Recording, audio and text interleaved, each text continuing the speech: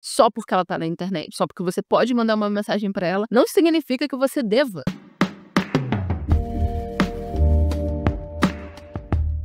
Olá, eu sou a Thay, se essa é a sua primeira vez aqui, seja muito bem-vindo ao meu canal, e se você é um inscrito retornando, seja muito bem-vindo de volta, exceto se você for a Bianca, que tá me assediando nas DMs do Instagram. Bianca, se você tá assistindo o vídeo de uma tiazona de 52 anos, fecha os olhos agora, seus olhos vão sangrar, fecha o vídeo agora. Se você me segue no Instagram, se você não me segue ainda, vai me seguir agora, antes que o Xandão bloqueie o Instagram de vez no Brasil. Se você me segue lá, você talvez tenha visto quando eu postei sobre isso nos meus stories. Bianca é uma conta fake que tem, por semanas, mandado minhas próprias fotos pra mim, fazendo vários comentários ofensivos sobre minha aparência. Ah, e sobre os lugares onde eu vou também. Mas o engraçado é que quando você manda mensagem pela primeira vez pra uma pessoa, a mensagem não aparece lá na caixa de mensagens do Instagram, né? Ela fica nas solicitações. E como eu não olho, eu esqueço de olhar, ela tá há semanas falando sozinha.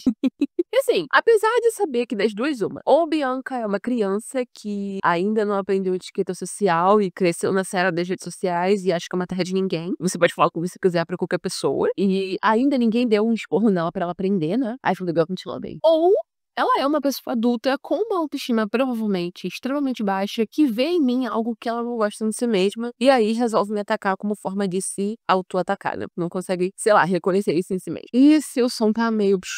é porque eu precisei ligar o ventilador, tá absurdo de calor, tipo assim, tá inviável. De qualquer maneira, esse episódio me fez pensar muito sobre, sei lá, sobre essa era que a gente tá vivendo agora, sobre relacionamentos parasociais, sobre essa dicotomia, essa permissão que as pessoas sentem em falar qualquer coisa pra qualquer pessoa, sobretudo pra pessoas que expõem o trabalho delas na internet, sobre essa ideia de que se você é uma figura pública, uma figura social, e se você trabalha, faz alguma coisa criativa de alguma forma e publica isso em algum lugar, que você necessariamente tem que se sujeitar a esse escrutínio das pessoas, que isso é parte do trabalho, fez pensar sobre tudo isso, sobre a cultura de celebridades e como elas são assediadas por paparazzi há muitos anos, e toda aquela treta que teve com a Chappell Rowan, e fandoms e os relacionamentos parasociais em geral. E como a internet intensificou isso. Que a gente vive uma era hoje onde muita gente sente medo, às vezes, de falar sobre, sei lá, uma celebridade específica, se essa pessoa tem um fandom muito grande e muito conhecido por simplesmente atacar qualquer pessoa que faça uma crítica a essa celebridade. E isso não é normal. E apesar de esse fenômeno tá muito mais recorrente agora, muito mais falado agora, ele não é de forma alguma novo, sabe? O termo relacionamentos parasociais foi cunhado por Donald Horton e Richard Rohr em 1956 para descrever uma ilusão ou uma relação imaginária que um telespectador tem com uma figura pública. Então, pode ser um cantor, um ator, um influencer, um youtuber, um tiktoker, qualquer tipo de espécie de figura pública, pessoa que expõe o seu trabalho criativo de alguma forma, enquanto que essa figura em si não tem o menor conhecimento da existência desse suposto fã. E como eu disse, ele é um assunto que tá mais recorrente agora, mas isso existe, relacionamentos parasociais existem desde a Roma Antiga. Não é nada novo e acontece porque nós, seres humanos, somos propensos a criar relacionamentos parasociais mesmo. Isso é normal. A gente faz isso o tempo todo, como, por exemplo, quando você cria uma espécie de relação com, sei lá, a atendente da padaria, onde você vai comprar pão todo dia, ou quando você cria uma conexão, você fica meio que muito fascinado por um personagem de um livro, por exemplo. Você fica triste se esse personagem morrer, você fica com raiva se alguma coisa acontecer com ele, ou se você achar que o final dele não foi bom o suficiente. Quando você sente raiva, ou quando você empatiza com uma celebridade, quando ela expõe algum problema em si, mesmo que essa é uma pessoa que você nunca conheceu e nunca vai conhecer. Ou quando a gente sente que é amigo de um criador de conteúdo porque a gente consome muito o conteúdo dele. Nós somos programados para se conectar com outras pessoas. O ser humano, ele não é individualista, por mais que a gente viva numa sociedade individualista agora. E a gente tem um pouco de dificuldade, nossa mente tem um pouco de dificuldade de distinguir o que dentro dessas gente, elas são físicas ou apenas entre você e uma pessoa na internet, o que é real e o que é imaginário. Quando você fica tão aficionado, tão fascinado por uma pessoa, às vezes sua mente tem um pouquinho de dificuldade de distinguir que você não a conhece na vida real de verdade. E assim, criar essas conexões, independente se são com o atendente da padaria ou com um podcast que você acompanha, não é necessariamente uma coisa ruim, na verdade pode ser algo muito bom pra você. Isso mostra que a gente tem capacidade de se importar com as pessoas, de sentir empatia pelas pessoas, de se identificar com os outros. O que é ruim é quando isso se intensifica, vamos dizer assim, ao ponto de você não enxergar mais essas pessoas como pessoas normais. Quando você desumaniza e começa a praticar bullying e ofender por motivos que não têm absolutamente nada a ver com você, não te atingem de forma alguma. Quando você chega ao ponto de assediar alguém, é que esse relacionamento parasocial se tornou uma coisa ruim. E porque esse último ponto, né, quando se torna uma coisa ruim, tem se tornado cada vez mais comum, os relacionamentos parasociais em si são vistos hoje em dia como algo ruim, sabe? O que não necessariamente é verdade. Porém, você tem que ter um pouco de cuidado quando você percebe que talvez esteja vivendo demais dentro desse relacionamento parasocial. Um estudo de 2017 da Wesley College fala que as relações parasociais podem ajudar os adolescentes, por exemplo, a formar uma identidade e desenvolver autonomia. Ao imaginar relações e associar emoções a pessoas à distância, temos um espaço seguro para experimentar diferentes formas de ser. Um outro estudo do Departamento de Psicologia da Universidade de Buffalo e da Universidade Estadual de Nova York revelou que as relações parasociais podem ajudar as pessoas com baixa autoestima a se sentirem mais confiantes e se aproximarem do seu eu ideal. Aqueles com um estilo de apegos evitativos, pessoas que geralmente são muito cautelosas com proximidade, muitas vezes se apegam a personagens de TV com características desejáveis que eles gostariam de incorporar, o que pode ser uma estratégia de enfrentamento eficaz. Nós encontramos pessoas, personagens, histórias, seja o que for, para imitar, para extrair atributos e usar como inspiração. É um processo que dura a vida toda, e não apenas algo que acontece na adolescência. Essas relações parasociais também podem oferecer uma forma de companheirismo para as pessoas. Um exemplo disso foi durante a pandemia, quando a grande maioria das pessoas estava isoladas dentro de casa, então muitas delas incapazes de formar esses laços e ter essas interações que normalmente nós teríamos com colegas de trabalho, amigos, parentes. E aí, elas acabaram gravitando em torno de comunidades online. Um grande exemplo disso é a comunidade literária, que cresceu muito durante a pandemia. Um dos motivos é que muita gente estava em casa, obviamente, com tempo livre, mas muita gente também se gravitou para comunidade online porque não tinha como interagir, talvez conversar pessoalmente com pessoas do seu próprio, da sua vida, do seu vínculo, sobre os livros que estava lendo. Precisava de uma interação social com alguém de alguma forma. Além disso, existe uma coisa do sentimento de pertencimento quando você faz parte de algum tipo de comunidade. E é por isso que a gente está sempre buscando, de alguma forma, se inserir em algum tipo de grupo, se dar algum tipo de rótulo. Porque, como eu falei, os seres humanos, eles não são individualistas, eles são figuras que precisam conviver em comunidade, precisam socializar com outras pessoas. E a gente sempre vai buscar essa sensação de que a nossa identidade está relacionada a pertencer a um grupo. Então, se eu leio, eu pertenço ao grupo de leitores. Se eu, sei lá, gosto de Gossip Girl, eu pertenço ao grupo de fãs dessa série. A gente sempre busca uma identificação com as outras pessoas. E então, você fazer parte de um fandom, de uma fanbase, te tira um pouco essa sensação de solidão. Porque você encontra pessoas que são como você, que têm os mesmos gostos que você. Então, ser parte de um fandom não é absolutamente algo ruim, por mais que exista uma associação ruim com ser parte de um fandom hoje em dia. No fundo, fazer parte de um fandom é bem menos sobre o artista e muito mais sobre esse senso comunitário, sobre criar relacionamentos. E o interessante é que muitas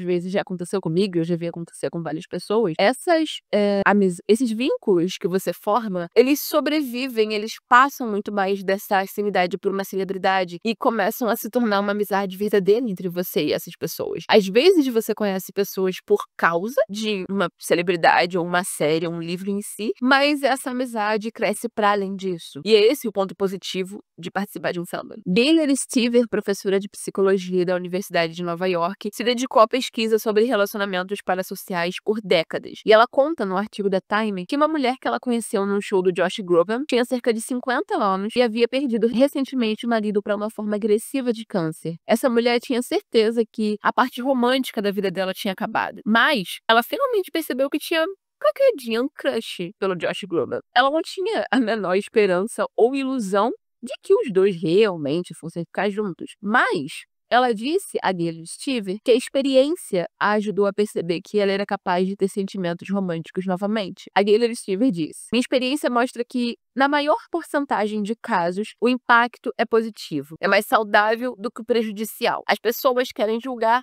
o comportamento dos outros. Mas por que você precisa castigar o fandom de alguém?" E muitas celebridades apreciam e até incentivam esse relacionamento parasocial com os fãs. E faz muito sentido, porque os fãs leais, eles vão consumir absolutamente tudo o que aquela celebridade for fazer. Então, isso vai alimentar a potencial fama e vai garantir que o trabalho dessa pessoa seja comprado e consumido. Um ótimo exemplo de celebridade que alimenta esse relacionamento parasocial com os fãs muito bem é a Taylor Swift, por exemplo. Por anos e anos ela construiu essa ideia de que os fãs são muito próximos dela, os fãs a entendem muito bem, e os fãs são pessoas que conseguem identificar no trabalho dela coisas que ela coloca ali só pra eles.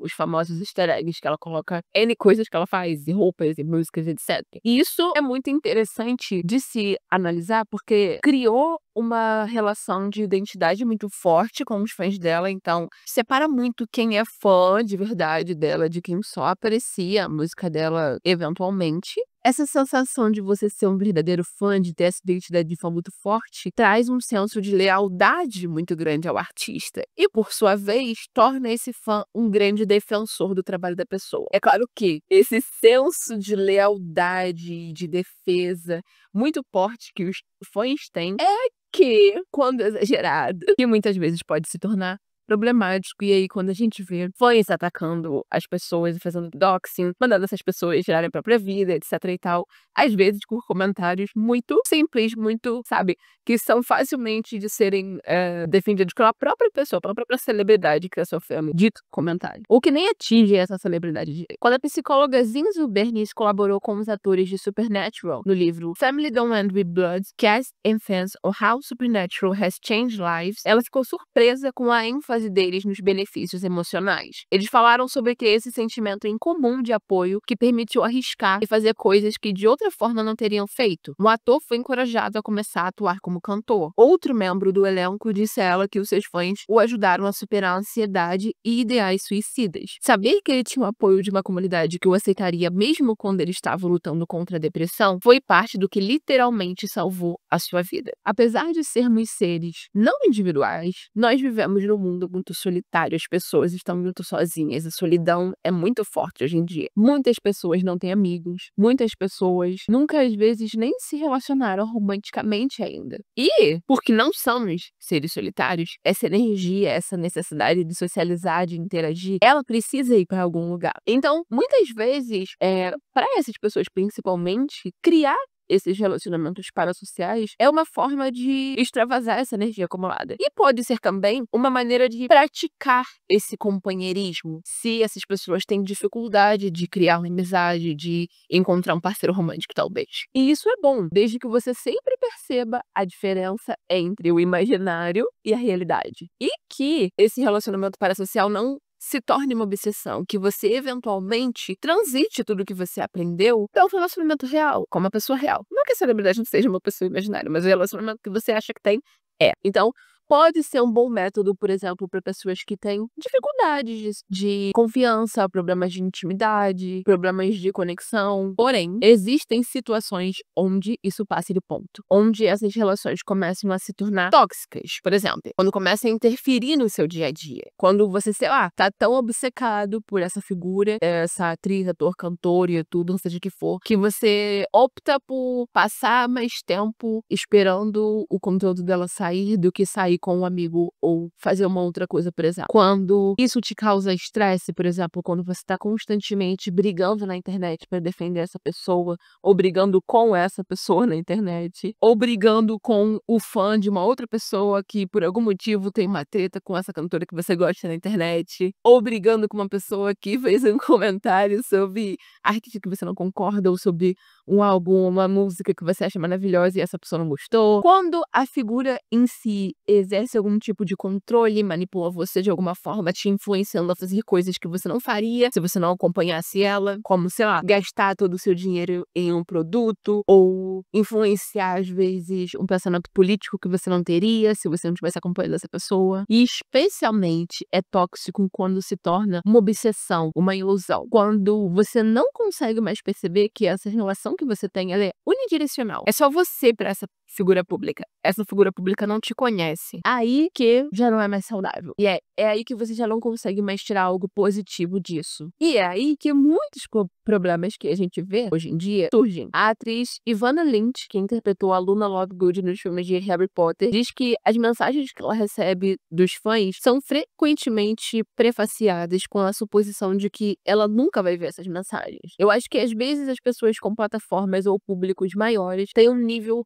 maior de proteção. Quando você tem um público menor e mais íntimo, eu acho que as pessoas esperam uma resposta e sentem que você tá muito próximo. Esse é o paradoxo da fama de baixo nível. O tipo concedido a apresentadores de podcasts populares ou personalidades menores da mídia. Pessoas que têm perfil público, mas ainda assim são, entre aspas, normais o suficiente para que os seus seguidores assumam certo grau de parentesco. Isso é algo que, assim, se proliferou de maneira muito grande na internet. As pessoas, às vezes, ainda conseguem ter um senso de que uma grande celebridade, uma atriz de Hollywood ou uma cantora que já obteve uma grande ascensão na carreira, já tem um grande sucesso, tá muito distante dela. Mas acreditam que um pequeno influenciador, um youtuber, não tá tão distante assim, que é uma pessoa que tá mais conectada a ela. Então, ou é muito difícil elas de fato mandarem uma mensagem para um grande artista, porque tem essa concepção de que esse grande artista, esse grande ator, nunca vai ver essa mensagem, enquanto que para um pequeno podcaster, para um pequeno youtuber, para um micro-influenciador, eles acreditam que essa pessoa é alcançável, identificável como qualquer outra pessoa. É uma pessoa que eles poderiam encontrar na rua, então eles sentem que tem um acesso muito maior a esse pequeno criador de conteúdo. E por sua vez também se sentem mais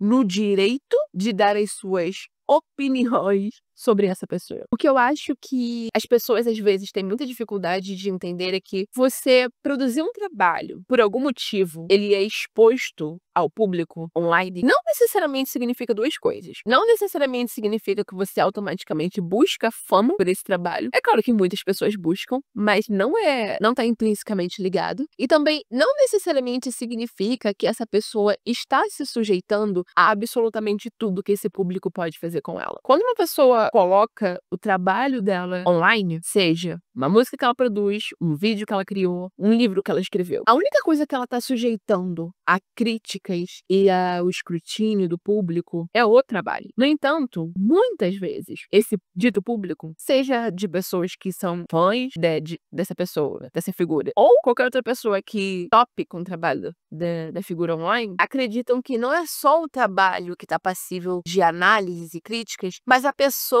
em si. Como, por exemplo, o que aconteceu comigo com a Bianca. E não é a primeira vez que isso me acontece, eu tô usando de exemplo agora. Quando eu decido criar o meu canal no YouTube e postar esses vídeos sobre personagens ou sobre fatos que acontecem na internet, eu não tô abrindo aqui uma via de mão dupla pra você, em troca, responder sobre o que você acha sobre mim. Porque eu tô abrindo aqui uma discussão sobre mim. Eu tô conversando sobre um outro determinado assunto. E a discussão tá aberta pra conversar sobre esse assunto. Mas a discussão não tá aberta pra você falar sobre mim. Justamente porque eu não quero que as pessoas pensem que existe essa abertura pra saber tudo sobre mim, pra discutir sobre tudo sobre mim, pra pedir sobre fatos da minha vida, entende? São duas coisas que são separadas. E é claro que, principalmente com as redes sociais, se criou uma linha muito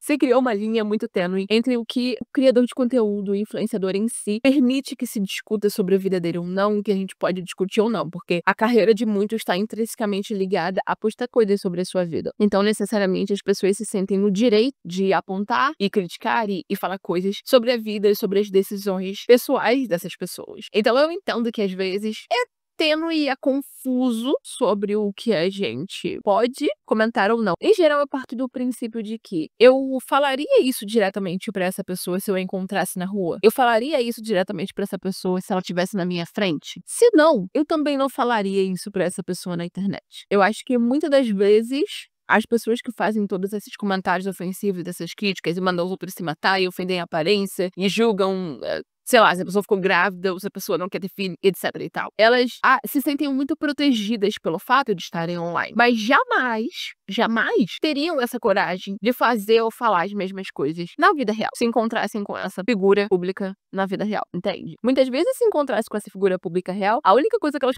pediriam é uma foto, pra dizer que tem uma foto com essa pessoa. É muito complicado, porque, como eu falei, as redes sociais, elas mesclaram muito essa linha e você sente, inevitavelmente, que você tem muito acesso a essa pessoa, porque você abre o Instagram ou o TikTok, ou seja qual for a rede social que você esteja usando, e você vê os posts de uma celebridade ou de um influenciador, junto com os posts dos seus familiares e amigos. E, como eu falei, o nosso cérebro ele tem dificuldade de distinguir pelo que é real e que é imaginário. Então, às vezes, fica confuso você desassociar que a mesma pessoa que postou ali tão próxima de você chegar nesse post quanto a sua mãe, por exemplo, não é acessível a você como a sua mãe, só porque ela tá na internet, só porque você pode mandar uma mensagem pra ela, não significa que você deva. A nossa exposição às celebridades não se limita mais a só entrevistas ou eventos de lançamento de um álbum, de um filme, de um livro. A gente tem o acesso a eles através das redes sociais. Só que o acesso a eles, ao que eles querem nos contar, não nos dá permissão à vida pessoal deles. Entende? Como são coisas diferentes. Apesar de muito confuso, são coisas diferentes. Porém, essa linha se mescla porque para muitos criadores de conteúdo, o conteúdo em si está muito associado com a vida pessoal deles.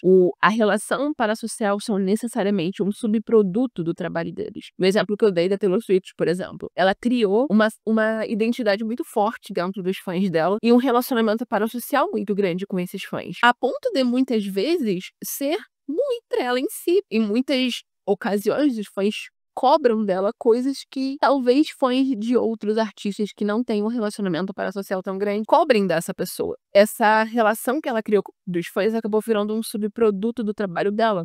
Acabou virando algo que ela precisa cultivar para manter um nível de, não diria fama, mas para manter um nível de interação entre ela e os fãs, para que eles continuem consumindo tudo aquilo que ela produz. Não que ela não seria uma artista e ela não obteria sucesso, tem essa relação hoje, mas por muito tempo foi essa relação parasocial que a levou ao lugar onde ela está agora. E às vezes eu acho que os fãs dela que estão nesse nível já extremamente radical, reflexionário e obsessivo, exigem dela coisas que não cabe a eles, entende? Exigem acesso a partes dela que não cabe a eles. Mas por quê? Porque como esse relacionamento parasocial foi cultivado e intensificado por muito tempo, eles se sentem no direito de pedir qualquer parte da vida dela, qualquer parte da pessoa dela que eles querem, sabe? Eles se sentem no direito a acesso a tudo. E assim que muitos fãs de, sei lá, criadores de conteúdo lifestyle, por exemplo, se sentem no direito a acesso a toda a vida daquela pessoa, o que o conteúdo dela é falar sobre a própria vida. Não. E aí, para quem é figura pública que tá criando esse conteúdo, existe um paradoxo, né? Uma dicotomia, porque fica entre, putz, eu limito quando eu quero falar da minha vida para que essas pessoas não se sintam no direito de exigir partes da minha vida para elas. Porém, ao mesmo tempo, é esse relacionamento que eu criei falando sobre a minha vida que engaja as minhas redes sociais e, por sua vez, que permite que eu viva do meu trabalho. Porque a subsistência da grande maioria dos criadores de conteúdo justamente reside nessa métrica de engajamento que tá muito relacionado a ponto mais você posta sua vida. É sempre invasiva. Por isso, esse nível de intimidade pode ser um caminho muito difícil de abandonar. E muitas vezes você vê várias celebridades, às vezes nem são celebridades, mas você vê pessoas que as profissões estão relacionadas a criar conteúdo na internet, reclamando desse problema em si. E muitas pessoas ficam chateadas porque essas pessoas estão reclamando. Porque uma vez é um trabalho muito mais fácil do que um trabalho de 9 às 6, fazendo qualquer outra coisa. Mas também porque entendem que foram os fãs que colocaram essa pessoa ali e sem os fãs, mesmo os que exigem demais dessa pessoa, ela não teria esse trabalho em si, e foi isso que ela quis quando ela se tornou essa figura pública, e é isso que ela tem que aceitar pra viver na internet, etc e tal. Quanto mais você dá às pessoas, mais elas esperam de você. Então, se você ocasionalmente engaja com um seguidor, responde o comentário de um, outros vão ficar chateados se você não respondeu o comentário deles. Então, você que respondeu de todos. Se você se demonstrou propenso a compartilhar algumas informações das suas redes sociais sobre si, as pessoas sentem que você tem que compartilhar sempre essas informações, porque você compartilhou mais vezes, elas esperam que você compartilhe agora sempre. Quantos subreddits e outros tipos de fóruns existem na internet com vários detetives amadores, de pessoas investigando a vida de influenciadores e celebridades, etc, para descobrir as minúcias dentre pequenos detalhes que eles falam, ou fuxicar coisas da internet para descobrir sobre a vida dessa pessoa, que a pessoa não publicamente, explicitamente está postando, porque se sentem no direito de saber sobre a vida dela. E eu não tô dizendo que eu não sou culpada de fazer isso muitas vezes. Obviamente que eu já estive extremamente curiosa sobre um fato pessoal específico da vida, sei lá, de algum podcaster que eu acompanho que definitivamente não me diz respeito, mas porque eu consumo tanto o conteúdo dessa pessoa, eu sinto essa necessidade de saber, e aí pesquiso em todos os subreddits que eu encontro até ver se alguém fez algum comentário falando sobre. No fundo, por quê? Por que eu quero saber sobre a vida dessa pessoa? Mudou em quê a minha vida quando eu descobri tal fato? Absolutamente nada. Mas porque eu consumo esse conteúdo, é quase como se esse podcast tivesse deixado de ser um ser humano pra mim, tivesse virado um personagem ao qual eu tô acompanhando a história. Muitas pessoas ficaram irritadíssimas com a Chappell Bloom, por exemplo, quando ela fez aqueles vídeos no TikTok falando sobre como ela não queria ser agarrada na rua, sobre como ela achava revoltante, absurdo esse mundo onde a gente vive, onde as pessoas acham que é ok assediar celebridades e que ela não ia compactuar com isso, que ela não ia aceitar. Se ela não tivesse performando o trabalho dela, ela não ia agir como figura pública caso você encontrasse na rua. Muita gente ficou com raiva da Lineker quando ela disse que o prêmio que ela recebeu era dela e não do fã, porque julgaram que se os fãs não tivessem consumido o trabalho dela, ela não teria chegado no lugar de conquistar aquele prêmio. Tal como disseram pra Chappell Roan que se ela não se sujeitasse a esse tipo de tratamento dos fãs, ela não teria condições pra consumir o trabalho dela também. E assim, não, é claro que os fãs são parte muito importante do porquê o trabalho de alguma pessoa chega em algum lugar. Não fossem os comentários de vocês, desde que eu comecei a postar vídeos, não fossem as visualizações de vocês terem compartilhado, terem recomendado meu canal para outras pessoas, o meu canal jamais teria crescido mais e atingido mais pessoas, obviamente. No entanto, o cerne do trabalho de ninguém tá associado aos fãs em si. O cerne do trabalho está associado à própria pessoa, porque ela é quem o produz. Então, é claro, o fã é quem vai consumir aquilo, é pro fã, em teoria, que o trabalho é feito, embora você também possa argumentar que o trabalho é feito pro próprio artista se expressar e não necessariamente pro produto final, mas isso aí é uma outra relativização que eu não vou entrar, uma outra tangente, mas o cerne do trabalho em si é o próprio artista. É o artista quem cria, é o artista quem coloca a público, e é o artista quem merece o reconhecimento, que ele divide com os fãs, porque os fãs são base para onde ele quer chegar, claro, mas é do artista, entende? E não é porque essa pessoa seguiu uma profissão onde notoriamente o sucesso nessa profissão está associado à fama, como é o caso dessas cantoras que eu falei, que ela tem que se sujeitar a qualquer tipo de comportamento que um fã tem com ela. Apesar de famosas, as pessoas continuam sendo pessoas. Elas continuam sendo seres humanos. Elas não são objetos para você pegar e utilizar da maneira como você quer. Elas não viram robôs que não se ofendem com coisas que você fala pra elas, com coisas que você manda na mensagens ou comentários que você faz sobre elas na internet, entende? As pessoas acham que existe uma espécie de pacto fáustico, assim, entre o criador, entre a celebridade, quem consome e os fãs. Que, tipo, o investimento do público na sua vida pessoal reforça o trabalho criativo, reforça os seus esforços profissionais. Então, pra você atingir um, você precisa do outro. Isso é algo que me deixa um pouco deprimida, sabe, pensar sobre isso.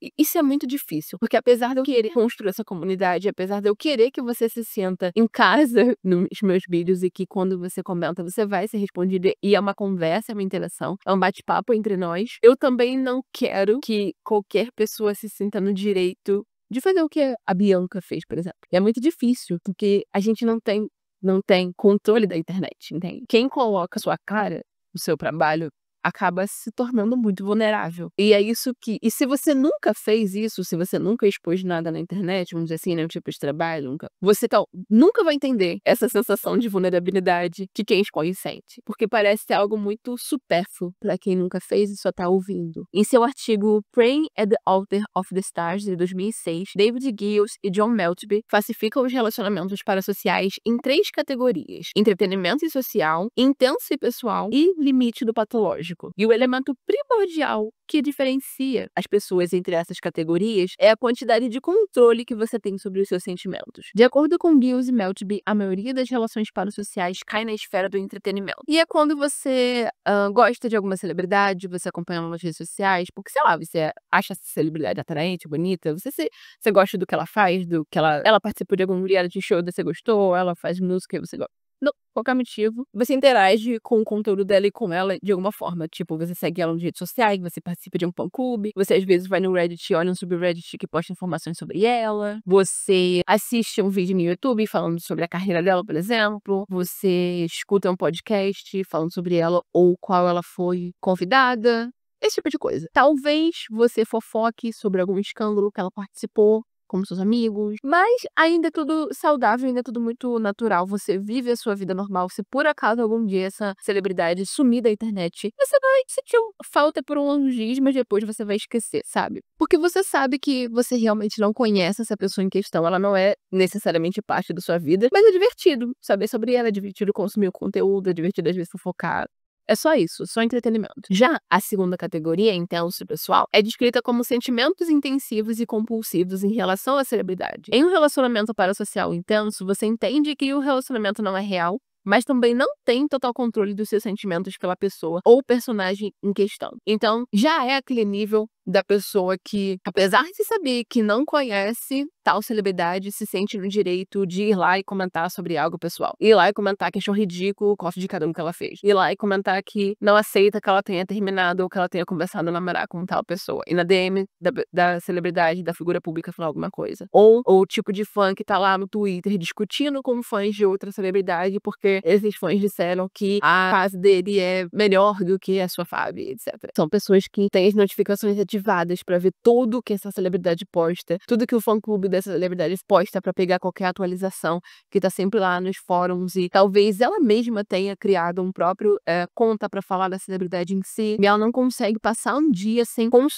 sem obter algum tipo de informação sobre aquilo que ela gosta, sobre essa celebridade, ou sei lá, série, alguma coisa assim que ela gosta. Ela é completamente obcecada sobre aquilo, faz parte constante do dia a dia dela. Não é ter uma paixão, não é gostar do trabalho ou de uma pessoa em si, é ser obcecado por ela. É até mesmo, se caso essa celebridade faça alguma coisa que essa pessoa não tenha gostado ou não compactua com os princípios morais e tal, o mundo dela acaba e aí ela vai pegar todo esse amor e obsessão que ela tinha e transformar em ódio contra a celebridade. Isso é muito preocupante, inclusive, porque essa obsessão total pode dificultar com que você crie laços normais, crie laços estreitos, crie vínculos com pessoas que estão na sua vida mesmo, porque você está tão obcecado, tão preso que eu tô ali, que você não enxerga as pessoas ao seu redor. Ou, muitas vezes, se essas pessoas não compactuam com os mesmos pensamentos que você tem sobre dita celebridade ou coisa, ou filme, ou conselho, etc., você se afasta de todo mundo por causa disso. E a forma menos comum e mais perigosa é o tipo Já limítrofe patológico. Nessas situações, a pessoa não consegue mais controlar os seus pensamentos, sentimentos ou, em alguns casos, o seu comportamento. Uma relação parasocial limítrofe patológica pode levar à perseguição ou à violência. Gibbs e Meltby oferecem 2 exemplos de ideias que pessoas com um relacionamento parasocial limítrofe patológico podem ter. A primeira é: eu morreria com prazer para salvar a vida da minha celebridade favorita. A segunda é: se eu passasse pela porta da casa da minha celebridade favorita, eles ficariam felizes em me ver. São pessoas que perderam completamente a conexão com a realidade. Então, grandes exemplos são como, por exemplo, a Yolanda Saldbach, que era presidente do fã-clube da Selena Quintanilha e cantou e se adentrou a vida dela e eventualmente acabou assassinando. Ou aquele cara Joshua James Colbert, que invadiu a casa da Sandra Bullock com várias, se não me engano, eram camalhagens assim, de cartas, acho que de amor, que ele tinha escrito pra ela. E ela teve que se trancar dentro de um quarto do pânico que ela tinha dentro da casa dela. A Débora Falabella, por exemplo, já contou que ela foi perseguida por um stalker durante 10 anos. Ela não só mandava carta, se eu não me engano, leva pra ela algo assim, como aparecer em vários lugares onde ela estava e ela teve que chamar a polícia e entrar com uma medida protetiva, que essa stalker, que era uma mulher, se não me engano, acabou violando, acabou sendo presa, mas foi solta porque foi diagnosticada com esquizofrenia, se não me engano. A Juliette até disse que tinha uma stalker também que pegava vários voos, descobria os voos onde ela estaria e pegava os mesmos voos pra, tipo, sentar perto dela, pra interagir com ela. E uma vez essa stalker apareceu, acho que num hotel, onde ela ia se hospedar, e aí os seguranças da Juliette não deixaram que ela se aproximasse, né, que ela tocasse, abraçasse a Juliette. Essa mulher fez um escândalo e ela se debateu, se eu não me engano, com tanta força que ela acabou quebrando uma coisa de madeira que tinha na porta. Existem casos muito extremos e muito perigosos, e é por isso que a gente tem que ter cuidado, e é por isso que tem que se abrir o olho. E é por isso que muitas vezes, por mais que muitas coisas que você como fã façam pareçam nada demais, pra alguém que tá com os nervos à flor da pele por viver nesse constante medo, uma invasão do espaço pessoal e da privacidade dessa pessoa, entende? Tudo é uma questão de consentimento. E se você não tem explicitamente o consentimento dessa celebridade, dessa figura pública, seja quem for que você acompanhe, pra fazer certa coisa, não faça. E assim, a minha ideia não é deixar todo mundo assustado e também não é dizer que você ter um relacionamento parasocial com alguém é uma coisa ruim. Tanto é que, no início desse vídeo, eu usei vários exemplos onde pode ser algo bom e vários estudos que comprovam que podem ser algo bom, sim. Relacionamentos parasociais sempre existiram, como eu falei. Sempre foi algo que... sempre vai ser algo que nós, como seres humanos, somos propensos a fazer. É natural, é normal, às vezes pode ser muito positivo para nossa vida. No entanto, a internet intensificou muito esses relacionamentos parasociais e hoje muitos deles chegam ao ponto de se tornarem não saudáveis para você e muito tóxicos para a pessoa a qual você tem dito relacionamento parasocial. Então, assim, existem alguns sinais de que o relacionamento parasocial que você está tendo está chegando num patamar não saudável, beirando ao tóxico, e você deveria começar a ficar de olho, como por exemplo, quando muita parte da sua renda é dedicada à manutenção desse tipo de relacionamento. Se você gasta muito dinheiro comprando algo dessa pessoa, ou gasta dinheiro, sei lá, investindo em algum tipo de ferramenta para que você possa obter várias informações sobre essa pessoa constantemente, enquanto você não consegue ficar sem informações. Se tudo que essa pessoa produz ou vende, você precisa ter, e você não tá tirando de uma parte que não interfere na tua renda, mas está prejudicando a tua vida financeira, isso é ruim, isso é perigoso. Interpretar mal alguma interação que você tem com essa figura pública. Isso é extremamente comum. Então, sei lá, você idealiza tanto o relacionamento com essa pessoa que se ela, tipo, responder uma mensagem sua, responder um comentário, você naturalmente imagina que vocês têm essa grande conexão.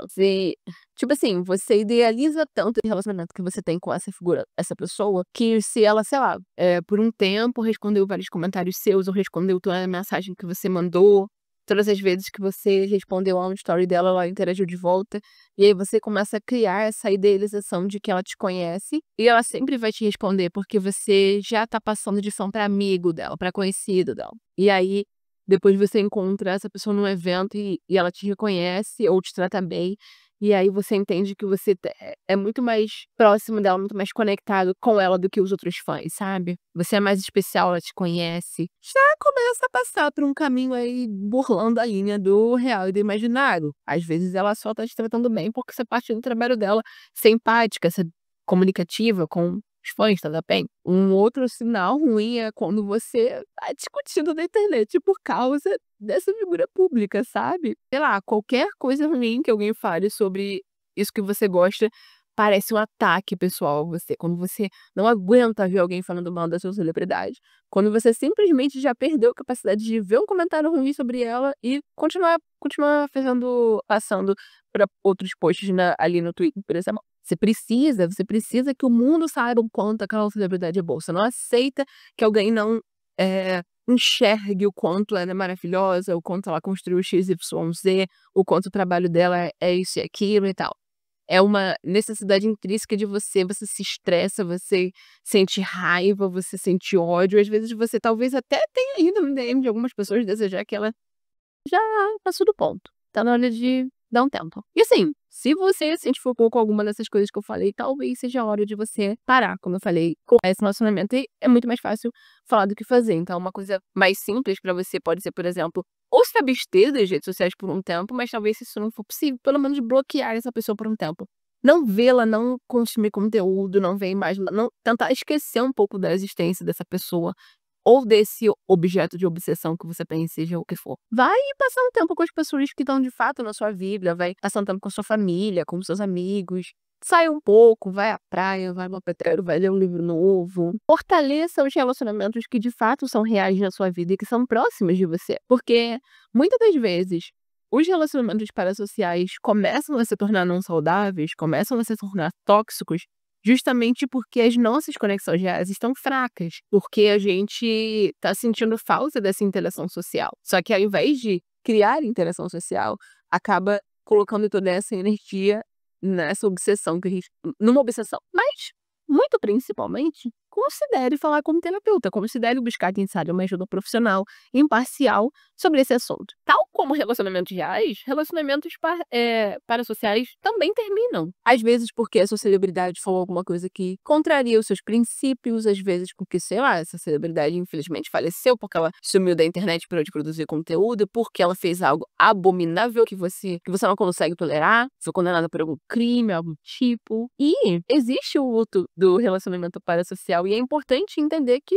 você vai viver esse luto também. Tal como se fosse a perda de uma amizade real. Porque na nossa cabeça, linha entre real e imaginário confusa. Assim, na pior das hipóteses, um relacionamento parasocial pode encorajar mais o isolamento, pode criar mais conflitos e pode até mesmo agravar a sua saúde mental. Mas, se você é autoconsciente o suficiente para entender que um relacionamento parasocial não é real, não precisa se preocupar, tá bom? O seu apego provavelmente é saudável. Então, só aproveite isso como uma coisa divertida, que é, como eu falei, fazer com que você reflita com que nós reflitamos sobre a maneira como a gente tá interagindo dentro desses relacionamentos parasociais e se a gente tá tirando parte demais da nossa vida para dedicar a eles e se eles ainda estão saudáveis o suficiente para serem considerados apenas entretenimento.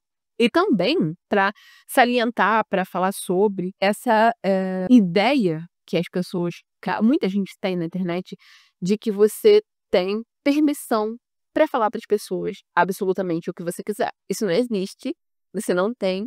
Vamos manter a mesma etiqueta social e moral que existe na sociedade real dentro da internet. Ninguém chegaria para uma pessoa na rua e gritaria na cara dela tudo de ofensivo e ruim que acha sobre a aparência dela. Então, por que a gente faz isso na internet, entende? Bom, se você gostou desse vídeo, se você continuou assistindo até aqui, parabéns, guerreiro. Comenta aqui mais seus relacionamentos parasociais, como você vive isso, talvez a sua experiência ajude outra pessoa que esteja passando por algum tipo de conflito com relação a isso, talvez se dedicando demais a determinado artista e esteja na hora de começar a refletir sobre. Se você gostou desse vídeo, não esquece de se inscrever no canal, deixar um like, compartilhar com seus amigos que talvez estejam obcecados mais sobre alguma coisa, precisam de um toque, manda esse vídeo pra eles. E se você é autoconsciente com seus relacionamentos parasociais, me segue no Instagram, @sueltai, onde eu posto um pouco apenas sobre a minha vida e principalmente sobre o que eu estou lendo, tá? E se você quer construir relacionamentos que não vão ser parasociais, porque você vai interagir com as pessoas, você pode participar do meu clube do livro Sociedade Secreta. É o primeiro link aqui na descrição do vídeo.